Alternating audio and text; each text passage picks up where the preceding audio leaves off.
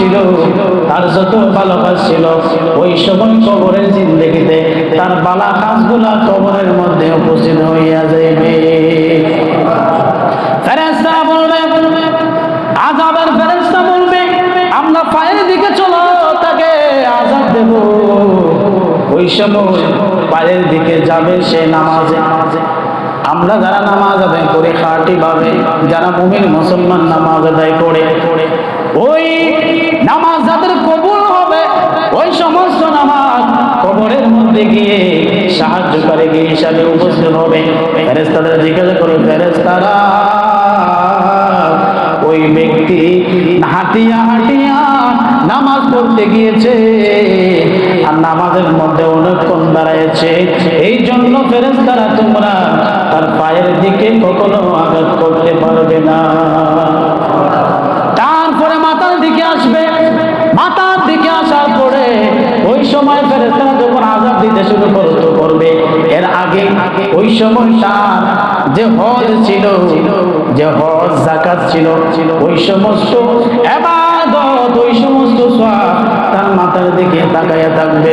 ফেরেশতারে ওই লোকটারে তোমরা আযাব দিও না। কেন আযাব দিও না?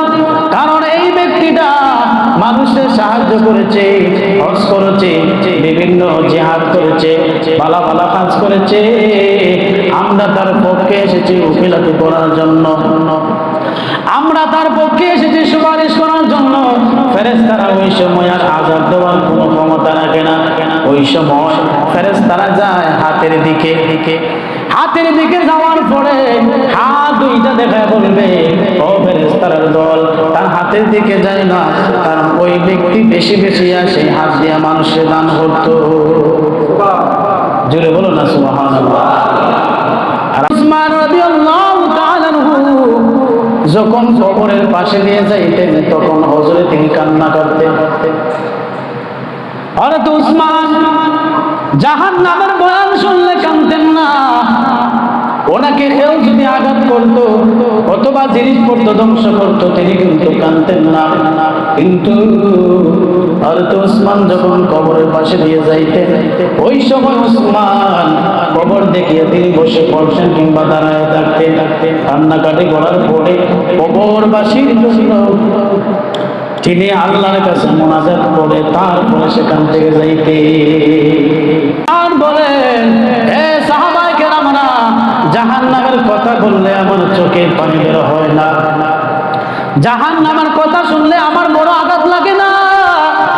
যখন আমি নিজের চোখে দেখি কবরের ভিতরে যারা দুনিয়ার জমিনে বাহাদুরি করেছিল, টাকার অহংকার, বড় শরীরের অহংকার, সুন্দরের অহংকার করেছিল, তারা আজকে আমাদের চোখের সামনে কবরের জমিনে তারা ঘুমাইয়া আছে।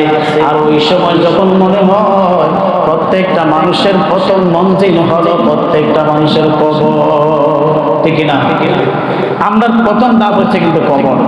ওসমান বলেন, যেইখানে কোনো বাতি নাই, যেইখানে কোনো আলো নাই, যেইখানে খাবার নাই, কোনো কিছুই নাই, ওই অন্ধকার কবর যার হবে, প্রথম মঞ্জিলটা যার সুন্দর হবে, ওই ব্যক্তি প্রত্যেকটা ঘাট কিন্তু তার সুন্দর হয়ে যাবে।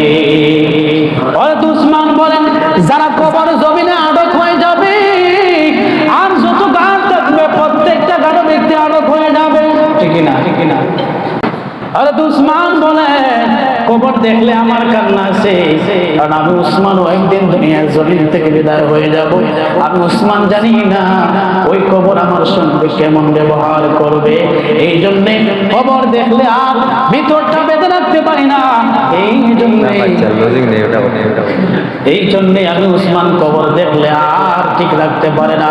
কিতাবে এসেছে উসমান যখন কবরের পাশে দাঁড়াইতে, তখন কাঁদতে কাঁদতে বেহুশ হইয়া যাইতে। উসমান কিন্তু সাধারণ মানুষের মনে করছেন আল্লাহর জন্য। রাসূল বলেন, আল কবরু রাউদাতুন মির রিয়াজিল জান্নাহ আও হুফরাতুন মিনাল হুফারিন নার। কারো জন্য কবর হবে জাহান্নামের গর্ত, আর কারো জন্য কবর হবে জান্নাতের বাগান। মানুষের যেমন লোহার মধ্যে যখন মরিচা ধরে, লোহার মধ্যে মরিচা ধরে, যেমন রেত দিয়ে লোহাকে পরিষ্কার করতে করতে হয়, মানুষের অন্তরে ঠিক তেমনি ভাবে অন্তরে মরিচা ধরে।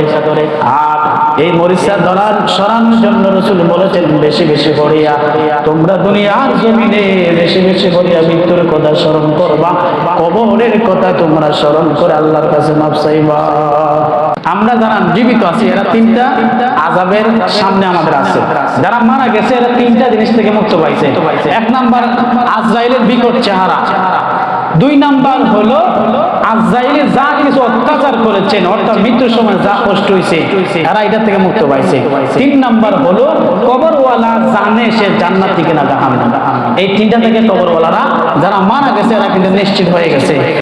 রাসূলুল্লাহ বলেন, এ দুনিয়ার মানুষ জানো কি তোমরা মৃত্যুর কতটুকু কষ্ট? রাসূলুল্লাহ বলেন, উদাহরণ দিয়ে বলেন, যেমন মনে করো মাঠের ভিতরে একটা ছাগল ঘাস খাচ্ছে, অথবা একটা গরু, অথবা একটা ভেড়া।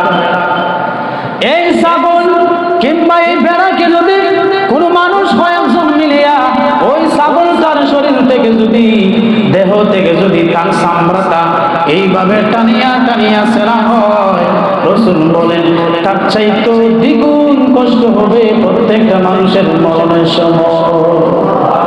বলেন ওয়ালিকুল্লি উম্মাতিন আজালুন ফাইযা জাআ আজালুহুম লা ইয়াস্তাখিরুনা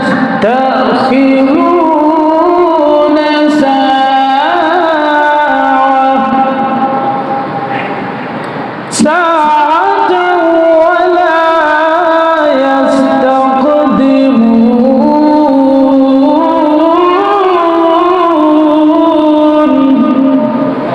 আল্লাহ তাআলা বলেন ওয়ালিকুল্লি উম্মাতিন আজাল, প্রত্যেকটা প্রাণী প্রত্যেকটা জাতিকে আল্লাহ তাআলা নির্দিষ্ট একটি সময় বেঁধে দিয়েছেন।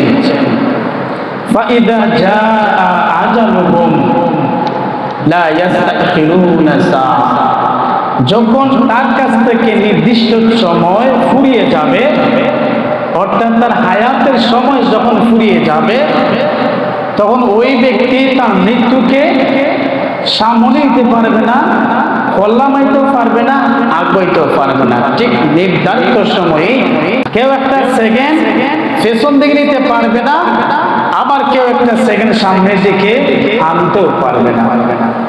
তো আসলে পৃথিবীতে আমরা যেভাবে চলাফেরা করতেছি বর্তমানে মনে হচ্ছে আমাদের মৃত্যু কখনই হবে না। আপনারা আমার কথা বুঝেননি? মানে আমি বলতে চাইরা আমরা যেভাবে চলাফেরা করতেছি মনে হচ্ছে, চলাফেরা দেখলে মনে হয় যে আমাদের কখনো মৃত্যু হবে না, এমনটাই লাগে।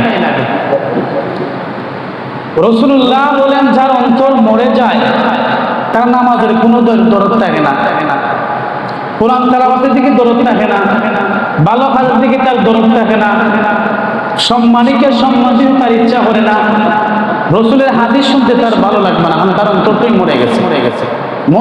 রাসূলুল্লাহ সাল্লাল্লাহু আলাইহি ওয়াসাল্লাম ইরশাদ করেন, কোন নারী কোন পুরুষ যদি মারা যায় তখন তার মাথার একটা চুল যদি ওই মৃত্যুবর্তী ব্যক্তির একটা চুল যদি আসমান থেকে পালানো হয়, যে কোনো মানুষের উপর যদি এই চুলটা পড়ে সঙ্গে সঙ্গে ওই ব্যক্তির মরণ হয়ে যাবে। এটার অর্থ হচ্ছে যে মৃত্যু ওলাহানে কষ্ট তার প্রত্যেকটা চুলে অনুভব করছে, প্রত্যেকটা পশমে মৃত্যুর কষ্ট অনুভব করি। আর আজকে আমরা মৃত্যুর জানি আমাদের মরণ হবে, তারপরও বেলারিশের মতো চলাফেরা করে, যেমন আমাদের মরণই হবে না। মানুষের চলাফেরা দেখলে বোঝা যায় মনে হয় চিরস্থায়ীভাবে সে দুনিয়াতে আসছে, তার আর মরণ হবে না।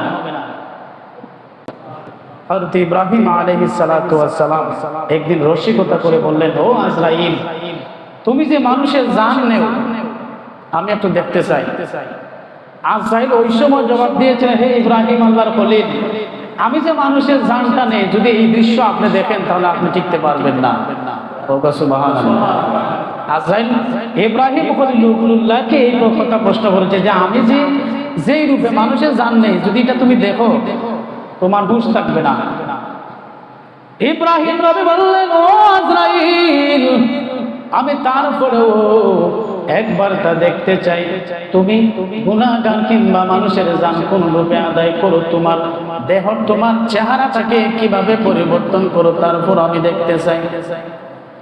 আজরাইল বললেন, ও আল্লাহর নবী ইব্রাহিম, তুমি চোখ বন্ধ করো। সঙ্গে সঙ্গে ইব্রাহিম নবী চোখ বন্ধ করলেন। ওই সময় আজরাইল তার আগের যে বর্তমান রূপটা ছিল, ওই রূপটা কিন্তু আজরাইল পাল্টাইয়া পালাইলেন। ওই সময় আজরাইল বললেন, ও ইব্রাহিম, এখন তুমি ছায়া দেখো, তোমার সামনে কে দাঁড়ায় আছে? হযরতে কিতাব এসেছে, হযরতে ইব্রাহিম আলাইহিস সালাতু ওয়াস সালাম এই আজরাইলের ভয়ানক একটি রূপ দেখিয়া হযরতে ইব্রাহিম খলিলুল্লাহ সঙ্গে সঙ্গে অজ্ঞান হয়ে জমিনে পড়ে যায়। আর আমরা হয়ে গেলাম। কিছুক্ষণ পরে যখন আজরাইল তাদের রূপ ধরলো, সঙ্গে সঙ্গে আবার যখন হুঁশ হয়ে গেল, তখন আমি আজরাইলকে বললাম, ও আজরাইল, তুমি সেই ভয়ঙ্কর চেহারা দিয়া সাধারণ মানুষের যখন মৃত্যুবরণ করবে, তুমি কাউকে কষ্ট দেওয়া লাগবে না, তোমার চেহারা দেখলেই মানুষের এমনিতে আযাব হয়ে যাবে। রাসূলুল্লাহ বলেন, কাফা বিল মাউতি ওয়াইজান, প্রত্যেকটা জ্ঞানী মানুষের লাগে মৃত্যু তার প্রথম উপদেশ। মৃত্যু দেখলে আর তার উপদেশ লাগবে না। মৃত্যু দেখিয়া একটা মৃত্যু প্রত্যেকটা মানুষের জন্য উদাহরণ, একটা মৃত্যু নারী হোক অথবা পুরুষ তার জন্য একটা উদাহরণ। মৃত্যু লাশ দেখিয়া প্রত্যেকটা ব্যক্তি যদি সংশোধন হতে না পারে, তাহলে তাকে আর সারা জীবন ওয়াজ করেও সংশোধন করা সম্ভব হবে না। রাসূলুল্লাহ সাল্লাল্লাহু আলাইহি ওয়াসাল্লাম বলেন, প্রত্যেকটা ব্যক্তির জন্য দুইটা স্থান হবে কবরে। একটা হবে জাহান্নামের গর্ত, আর একটা হবে জান্নাতের বাগান। দুইটা, এই দুইটা আমরা সবাই জানি। কেউ হয়তো জাহান্নামে থাকবে অথবা কেউ বেহেশতে থাকবে। যখন তাকে কবরস্থ করা হবে, ওই সময় ফেরেশতা যখন